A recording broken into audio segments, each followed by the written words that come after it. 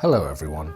I think we can probably all agree that The Thrill Is Gone is one of the most well-known blues songs of all time, recorded by one of the most influential guitarists of all time. And for that reason, it makes sense that anyone that's serious about learning the blues or even guitar in general should at some point take a look at it. For me, the solos in this song truly capture the essence of great blues guitar, tasteful, expressive and melodic playing that tells a story one phrase at a time. The song opens with just one note, yet there is so much musical weight in that one note that it truly grabs you and pulls you in before taking you on a journey. Every note has intention, every phrase is lyrical and has purpose. The guitar will wail loudly and whisper quietly. It will sing legato and staccato. Yes, B.B. is just playing in the simple minor pentatonic box, but the music that he draws from it is just incredible, and it demonstrates absolute mastery of the things we consider as just being the basics. I think there is so much sophistication in its simplicity, and that's something that every player could learn from. Enjoy!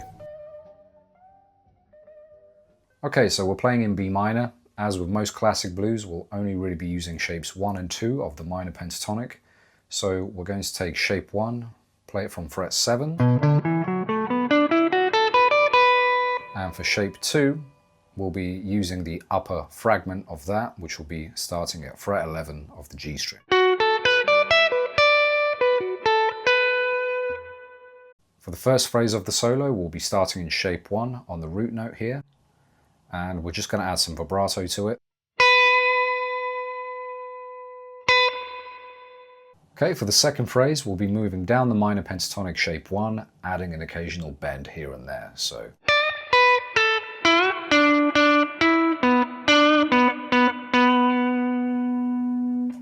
starting here at fret 10, this is a little bend, big bend,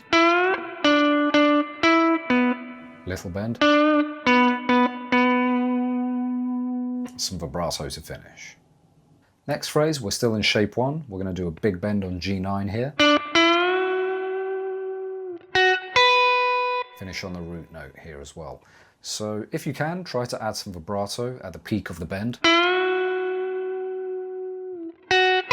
And then roll that index finger to finish. For the next phrase, we're still in shape 1.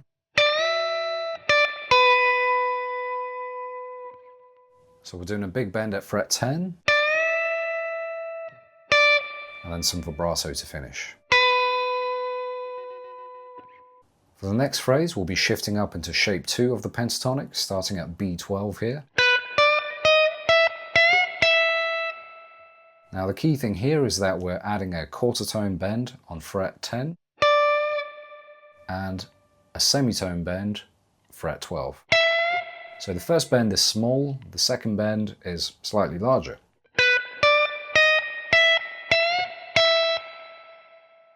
Next phrase, this is probably the most challenging one of the entire solo.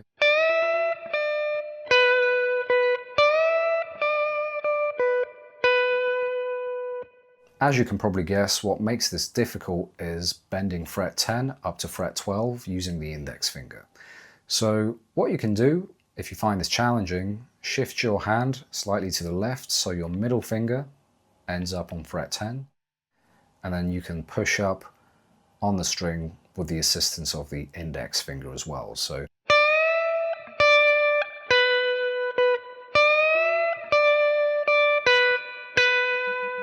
and this is a lot easier to achieve with these two fingers.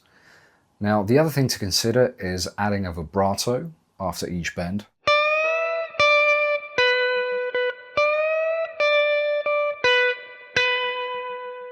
And also the dynamics. So we're going to regulate the volume of the notes just by how we're picking. So we're going to be picking really gently to drop the volume, to make it more expressive, to make the guitar whisper a little bit.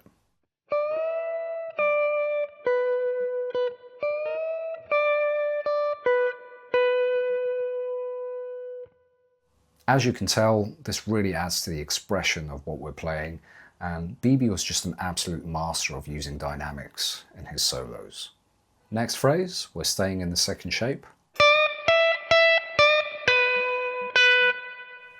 Fairly simple pattern, we just have to add a quarter tone bend on fret 10 and some vibrato at fret 12 when we reach it.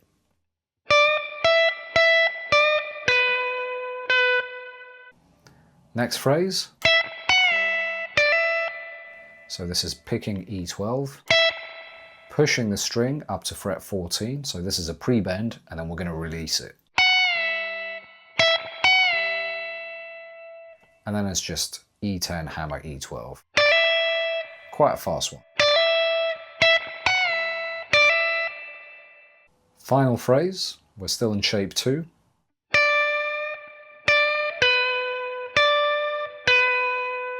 Fairly straightforward, all we have to do is add a little quarter tone bend at fret 10 and plenty of vibrato at fret 12.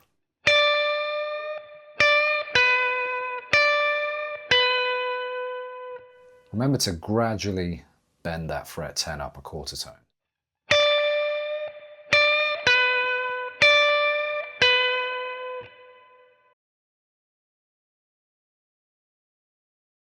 So now we're on to the second solo. I would say this is the easier one out of the two.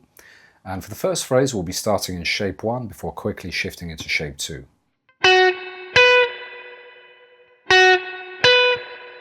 Next phrase. Now what we're doing here is raking down through the G string and the B string to get to this E10 for a more aggressive kind of sound.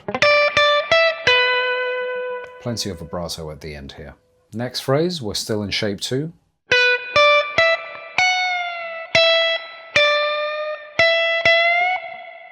Now this is otherwise a fairly simple pattern, but we do have to make sure we add the correct bends to the relevant notes here. So that will be a pre-bend to a release at E12, a small quarter tone bend at E10, and then a full tone bend at E12.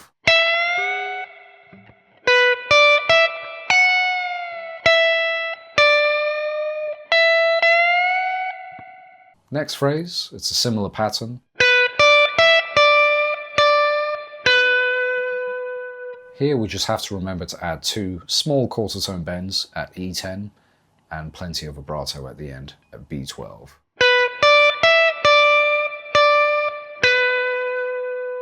Next phrase.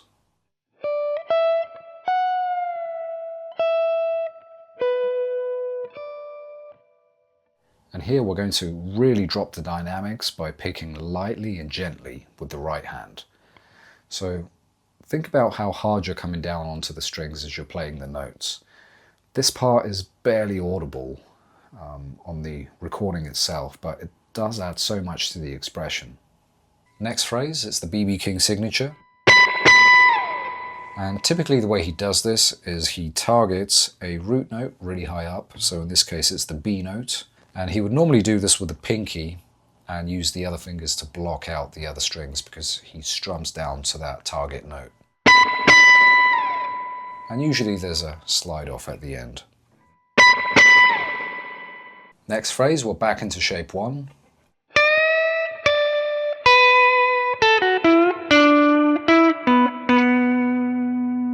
So here we're simply moving down the scale, adding some articulations, bends and vibrato. So we have a full tone bend here at E10, some vibrato. So that's a full tone bend followed by a quarter tone bend. And with the quarter tone bends on the G string in particular, you can either do them downwards or upwards. Either one works, it's up to you. Vibrato to finish. Next phrase, we're still in shape 1.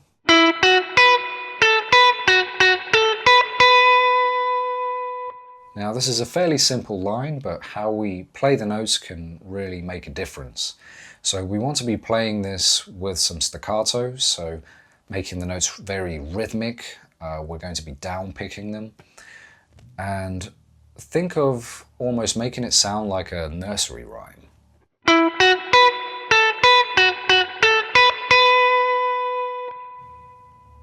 On to the final phrase. So here we're bending the string, bringing it back down, adding some vibrato, and then finishing on the root note here at fret 7. And that's it. I hope this video has been helpful to you. I think we all have a habit of just learning the cool parts of a solo and moving on. I know I've been guilty of that. But if you really commit to unpacking these solos and dive in deeply, focusing on the phrasing, the touch, the feel, the dynamics, you'll see why b.b.king was a true master. And hopefully a tiny bit of that magic will find its way into your own playing too.